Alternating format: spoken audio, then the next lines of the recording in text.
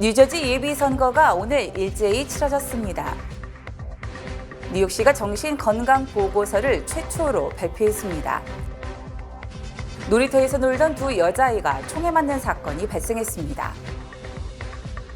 바이든 대통령이 남북 국경을 통한 이민을 봉쇄하는 행정명령을 내렸습니다. 이상은 TKC 뉴스데스크 오늘의 주요 소식입니다. 아름다운 제품에서부터 아름다운 사회를 만들기까지 키스는 뉴욕에서 시작하여 현재는 전 세계 12,000명의 직원들과 함께 끊임없이 도전하는 기업입니다. 사람을 생각하고 존중하는 기업. 키스는 한인들이 사회의 주인공이 될 수 있도록 든든한 버팀목이 되겠습니다. 글로벌 뷰티 기업 키스. New York, it's a hell of a town, but it's time to boss up now. You got skills? Prove it. We want street smarts, book smarts, upstarts. Stand up and get started. New job, new career, new you, New York. This city needs you. We got salaries, pensions, benefits, real talk, real perks, 9 to 5, night shift, on call, part-time, full-time. Your time, your choice. It's time to run this town. 시청자 여러분 안녕하십니까? 6월 4일 화요일 TKC 뉴스데스크 첫 소식입니다. 뉴저지 예비선거가 오늘 일제히 치러졌습니다. 한인 최초로 연방 상원 의원에 도전하는 앤디 김 의원이 본선거에 무난하게 진출할 것으로 전망됩니다. 뉴저지주 예비선거는 오늘 오전 6시부터 오후 8시까지 실시됐습니다. 연방 상원에 도전하는 앤디 김 의원은 2명의 경쟁 후보들을 제치고 무난하게 본선거에 진출할 것으로 전망됩니다. 김 의원이 이번 예비선거에서 승리할 경우 미주 한인사회는 한인 이민 121년 역사상 최초로 연방 상원 의원의 탄생이 임박하게 됩니다. 뉴저지 연방 상원 의원은 1970년 이후 민주당이 독식하고 있을 정도로 민주당이 강세인 만큼 김 의원이 민주당 예비선거 문턱을 넘을 경우 이변이 없는 한 11월 본선거 승리가 유력하다는 게 정치권의 공통된 시각입니다. 다만 뇌물수수 혐의 등으로 재판을 받고 있는 로버트 메넨데즈 연방 상원 의원이 3일 무소속 후보로 등록을 마쳐 11월 본선거에서 변수로 작용할지에 대해 촉각을 곤두세우고 있습니다. 한편 이날 선거에서는 대통령 선거와 연방 상하원을 비롯해 각 카운티와 타운별 정당 예비 선거가 실시됐으며 앤디 김 의원 등 한인 후보 16명이 뉴저지주에서 각각 출사표를 던졌습니다. 뉴욕시가 발표한 정신건강 현황 보고서에 따르면 아시안 성인 뉴요커들의 정신질환 치료 접근성이 가장 떨어지는 것으로 나타났습니다. 박채은 기자가 보도합니다. 뉴욕시 보건국은 지난달 31일 뉴요커들의 정신건강 현황에 관한 보고서를 최초로 공개했습니다. 이번 조사는 어린이부터 성인까지 다양한 연령대의 뉴요커를 대상으로 공식 의료진단과 웰빙 측정, 환경 요인 등을 포함해 실시됐습니다. 조사 결과 팬데믹 이후 뉴요커들의 정신건강은 개선되고 있지만 정신질환 치료 접근성에 심각한 불평등이 존재하며 뉴욕시 청소년 중 절반 이상이 우울증 증상을 보고했습니다. 보고서에 따르면 뉴욕시 600만 명의 성인 인구 4명 중 1명이 정신건강 문제를 진단받았으며 이들 중 3분의 2 이상이 적절한 치료를 받았다고 응답했습니다. 34%는 진단을 받았지만 치료를 받지 못했으며 아시안 성인 뉴요커들의 치료 접근성이 가장 떨어졌습니다. 또한 18세에서 24세의 사회 초년생이 가장 큰 정신적 스트레스와 사회적 고립감, 정신건강 요구 미충족을 느끼고 있었습니다. 아동과 청소년 중에서는 3세에서 13세까지 어린이들 중 15%가 2019년과 2021년 정신질환 진단을 받았으며 불안과 우울증을 경험하는 어린이가 가장 많았습니다.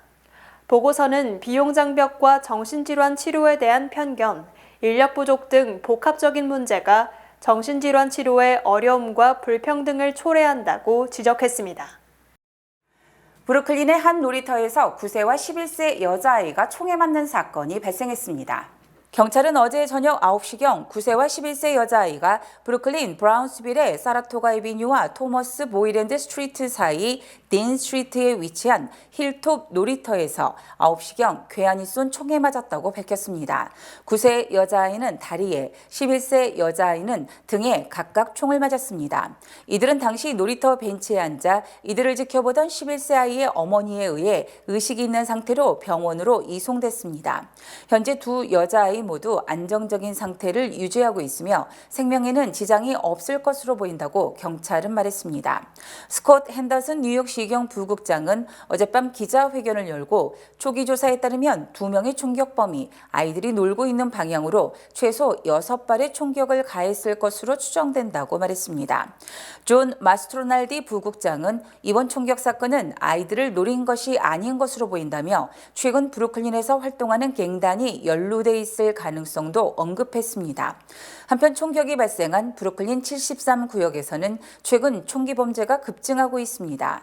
뉴욕시경 데이터에 의하면 올해 현재까지 73구역에서 총 10명의 사람들이 총에 맞아 사망했는데 이는 2023년 한 해 동안 6명이 총기로 사망한 것과 비교하면 두드러지는 증가세입니다. 이번 사건으로 인해 체포된 사람은 없으며 경찰은 시민들의 적극적인 제보가 필요하다고 당부했습니다. 남부 국경을 통한 불법 이민 자유입이 대선 최대 이슈로 부상한 가운데 바이든 대통령이 남부 국경을 통한 이민을 사실상 봉쇄하는 행정명령을 내렸습니다. 바이든 대통령은 불법 이민자가 일주일 기준으로 하루 평균 2,500명을 넘을 경우 불법 입국자의 망명 신청을 차단하고 입국을 자동으로 거부하는 행정명령에 오늘 서명했습니다. 또 이 같은 망명 신청 차단은 불법 입국자가 하루 1,500명 이하로 하락하면 다시 해제되게 됩니다. 이 행정명령은 하루 평균 2,500명이라는 전제 조건을 달았지만 현재 남부 국경 미입국자가 무조건 하루 2,500명을 넘어서고 있기 때문에 사실상 행정명령 발동과 동시에 망명 신청이 차단될 것으로 전망됩니다. 바이든 대통령의 행정명령은 대통령은 국익에 해를 끼칠 수 있다고 판단되면 외국인 이민자와 비이민자의 입국을 중단할 수 있는 권한이 있다는 이민법 202조에 따른 것입니다. 특히 이 조항은 트럼프 전 대통령도 불법 이민 근절의 중요한 근간으로 삼았던 것으로 당시에는 민주당이 이를 비판했지만 이제 바이든 대통령이 대선에 승리하기 위해 이 조항을 사용하는 것입니다. 대선을 앞두고 트럼프 전 대통령은 낙태 반대 입장을 사실상 180도 선회한 데 이어서 바이든 대통령도 자신의 약점으로 인식됐던 불법 이민에 대한 관용적 태도를 급선회한 것으로 모든 정책이 대선에 미치는 영향에 따라 좌우되고 있습니다. 뉴욕시의 공화당 소속 의원과 민주당 소속 보수파 일부가 뉴욕시의 이민자 피난처 도시 조례 폐지를 추진해 논란을 낳고 있습니다. 조 보렐리 공화당 소속 시의원과 민주당 내 보수파로 평가되는 로버트 홀든 시의원이 지난 1일 드블라지오 시장 재임 당시인 2017년 제정된 피난처 도시조례가 당장 폐지돼야 한다며 폐지안을 상정했습니다. 피난처 도시조례는 테러리스트로 의심되거나 공공안전에 심각한 위험이 있는 경우를 제외하고는 뉴욕시 경찰국과 뉴욕시 교정국이 연방이민국의 단속 등에 협력할 수 없다는 내용을 담고 있으며 보렐리 의원 등은 이 조례를 폐지, 연방정부의 단속을 허용해야 한다는 입장입니다. 홀든 시 의원도 피난처 도시 조례는 결과적으로 시민을 위험에 빠뜨렸다며 우리는 범죄를 저지르는 난민을 받아들여서는 안 된다고 강조했습니다. 이와 관련해 에릭 아담스 뉴욕시장도 지난 2월 테러리스트, 공공안전 위험 등의 기존 조건 외에도 심각한 범죄로 의심된다면 연방정부의 범죄를 저지른 이민자 신병을 인도, 죗값을 치른 뒤 추방되도록 규정을 완화해야 한다고 주장하기도 했습니다. 하지만 에이드리언 아담스 뉴욕시 의회 의장은 피난처 도시 조례를 폐지하는 어떠한 규칙 변경도 용납하지 않을 것이며 이 조례 폐지안은 본회의에 상정돼도 결국 부결될 것이라고 반박했습니다. 뉴욕시 저소득층 연방주택임대 보조 프로그램인 섹션 8의 신규 신청에 오픈 12시간 만에 15만 명이 지원하는 등 폭발적인 관심이 모았습니다. 어제 자정 뉴욕시 주택국이 15년 만에 섹션 8 바우처 지원자 모집을 재개했습니다. 해당 바우처 신청은 선착순이 아님에도 불구하고 오픈 직후 12시간 만에 15만 명이 지원하는 등 반응은 폭발적이었습니다. 섹션 8 바우처는 연방정부가 저소득 가정에 렌트비 보조금을 지급하는 프로그램으로 현재 10만 뉴욕시 가구가 해당 프로그램을 수혜받고 있습니다.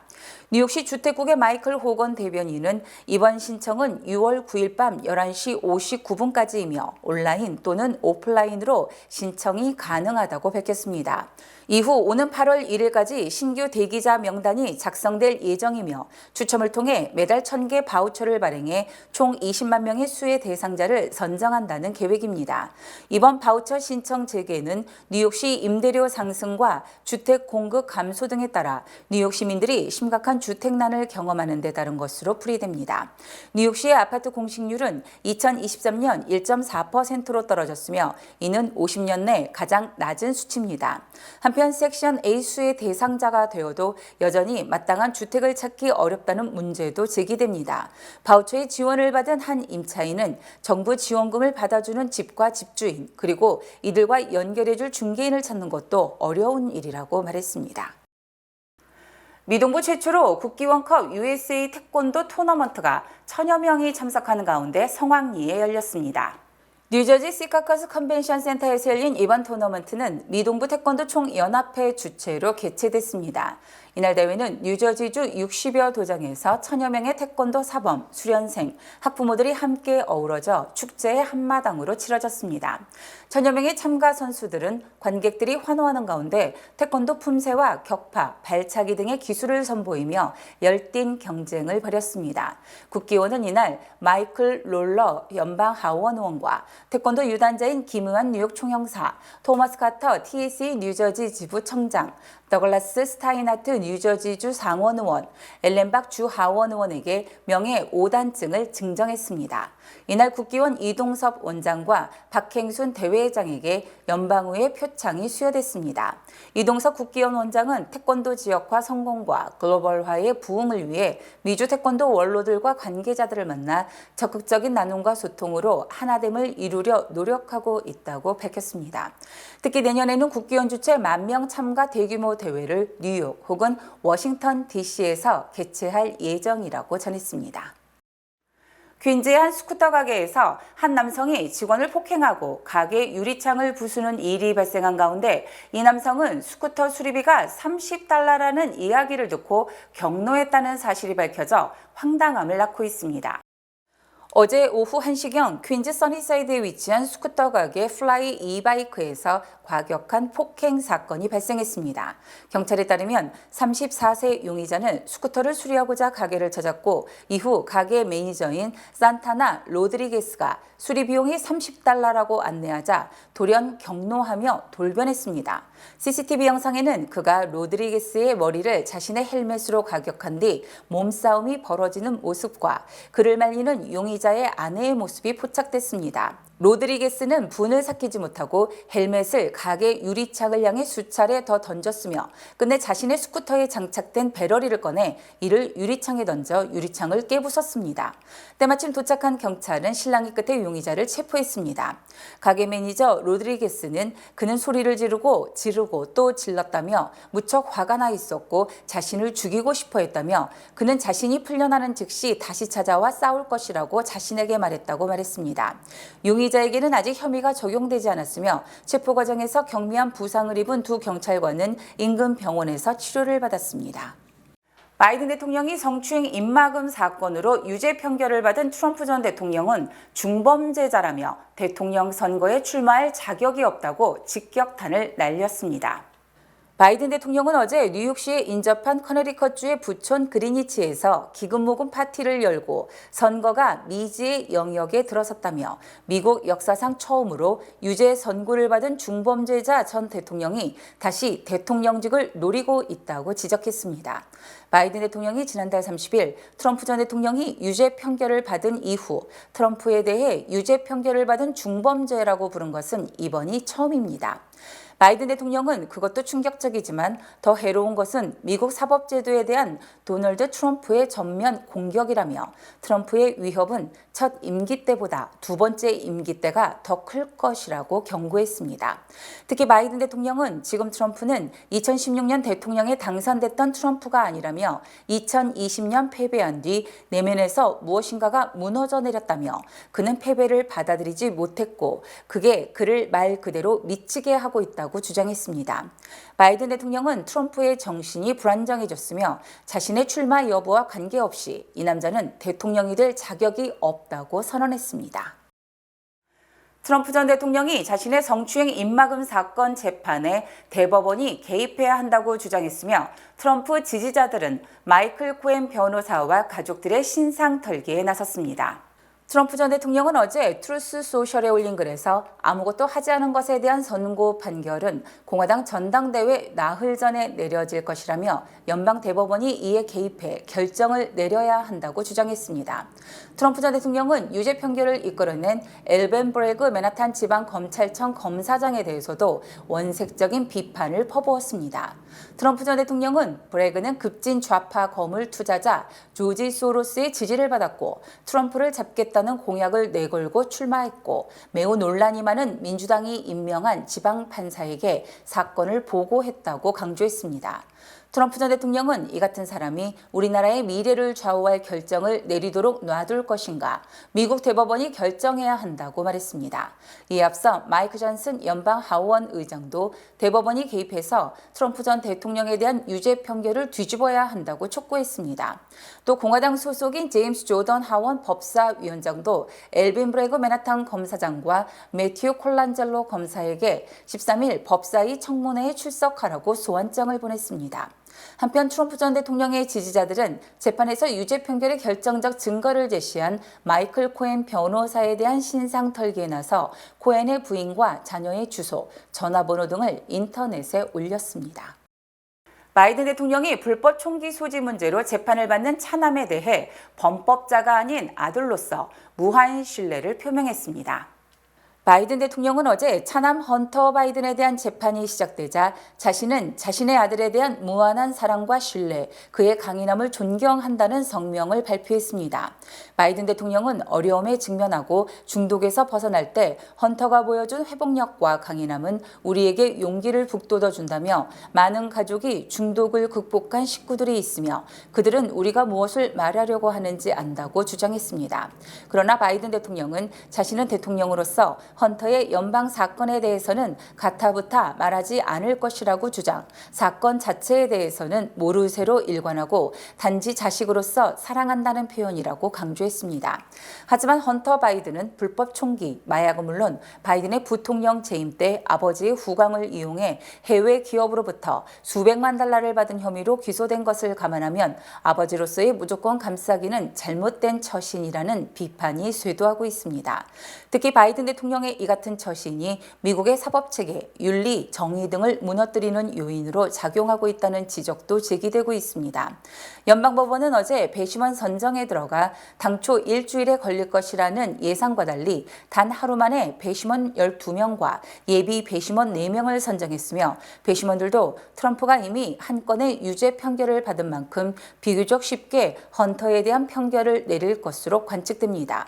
한편 어제 73회 생일을 맞은 바이든 대통령의 부인 질 바이든 여사는 아침 일찍 법정을 찾아 의붓 아들의 재판을 방청했습니다. 또 이 재판에는 특검 측이 헌터 바이든의 전처는 물론 형의 사망 뒤 자신과 동거했던 형수도 재판의 증인으로 세울 것이 확실시돼 바이든 일가의 적나라한 사생활이 드러날 것으로 전망됩니다. 물가 상승으로 인해 소비자들이 지갑을 닫은 것은 물론 부자들도 할인점을 찾는 것으로 조사됐습니다. 뱅크 오브 아메리카는 지난주 뉴욕에서 열린 금융 컨퍼런스에서 신용카드와 수표 등을 통해 추산한 소비자 지출이 지난해보다 3.5% 증가에 그쳤으며 이는 지난해 같은 조사에서 1년 전 대비 10% 늘어난 것과 비교하면 크게 위축된 것이라고 밝혔습니다. 또 대형 회계법인 KPMG의 조사 결과 연소득 20만 달러 이상의 고소득자 60%가 올해 할인 물품을 더 많이 살 것이라고 답하는 등 물가 상승에 따른 소비 소비 위축은 부자들에게서도 나타나고 있습니다. KPMG는 미국인들이 인플레이션이라는 렌즈를 통해 경제를 보고 있다며 소득 수준에 관계없이 쇼핑 습관을 바꾸고 급여를 올려달라고 요구하고 있다고 분석했습니다. 또 뉴욕타임즈는 이 같은 소비 위축에 따라 유통업체들이 가격 인하 경쟁에 돌입했다고 어제 보도했습니다. 월그린스는 지난주 1,000개 이상 품목의 가격을 내렸고 타겟도 5,000가지 식품과 생활용품의 가격을 내렸으며 1분기 실적 발표 때 가격 인상을 가급적 늦추고 수익성 확대 방안을 모색할 것이라고 밝혔습니다. 이에 대해 일부 경제 전문가는 팬데믹 때 연방정부의 막대한 현금 지원에 따라 소비가 늘어나는 등 왜곡 현상이 발생했고 현재는 돈이 떨어지면서 소비자가 다시 가격에 민감해지고 있다고 설명했습니다. 미국 주요 기업의 평판을 조사한 결과 60%가 정치색이 짙은 기업으로 분석됐으며 디즈니는 진보 성향으로, 엑스는 보수 성향으로 각각 분류됐습니다. 인터넷 매체 악시오스와 여론조사기관 해리스폴이 공동 진행한 14기업 평판 설문조사에 따르면 정치적 양극화가 뚜렷한 상황에서 40%는 정치색이 없는 기업으로 조사됐다고 밝혔습니다. 조사에 따르면 미국 내 100대 대기업 중 41개는 진보 성향, 19개는 보수 성향, 40개는 정치색이 없는 무당파로 조사돼 100대 기업 중 진보 성향 기업이 가장 많았습니다. 특히 성적 다양성 등을 강조해온 월트 디즈니, 성소유자 인플루언서를 고용한 버드와이저 생산회사인 에나우저 부시 등이 대표적 진보 성향 기업으로 조사됐습니다. 반면 트럼프 전 대통령이 만든 트루스 소셜의 모회사 트럼프 오거니제이션, 일론 머스크가 인수한 X 등 여론주도 SNS는 모두 보수 성향으로 분류됐습니다. 특히 100대 기업 중 진보 성향 기업이 늘어났지만 에나우저 부시, 타깃 등의 기업 순위는 하락한 것으로 드러났습니다. 한편 미국에서 주목받는 100대 기업에서 엔비디아가 1위, 애플이 9위, 아마존이 16위를 차지한 가운데 삼성이 10위로 조사됐습니다. 본 프로그램은 뱅크 오브 호프 프로모 플러스 CD와 함께합니다. 똑똑하게 모을수록 착착 쌓이는 저축. 희망과 함께라면 가능합니다. 지금 이자율을 고정하세요. 자세한 내용은 가까운 지점에 문의하세요. 주요 단신 전해드립니다. 한국이 10년 만에 6월 한 달간 유엔 안보리 순회 의장국에 선임돼 어제부터 안보리 의사 일정을 확정하는 등 의장 업무를 시작했습니다. 지난 2일 새벽부터 어제 오전까지 캘리포니아주 북부 버클리 인근 지역에서 무려 7차례의 지진이 발생했고 로스앤젤레스 인근에서도 3.4 규모의 지진이 감지됐습니다. 필로폰과 케타민, 엑스터스 등 시가 8억 원에 달하는 5종류의 마약을 한국 내로 몰래 들여간 49세 라스베가스 거주 한인 남성이 지난달 30일 한국 검찰에 구속 기소됐습니다.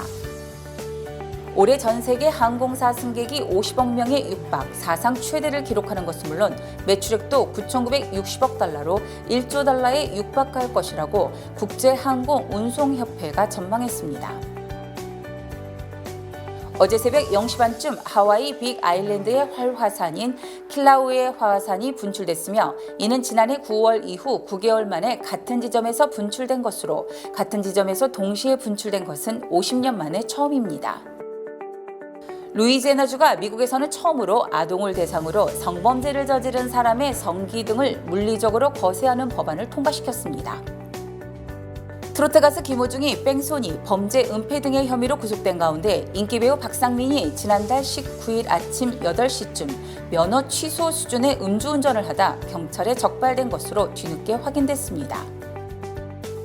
미 제조업과 건설업 지표가 예상보다 더 큰 폭으로 하락, 경기 부진이 가시화되면서 다시 금리 인하 기대가 살아나고 있습니다.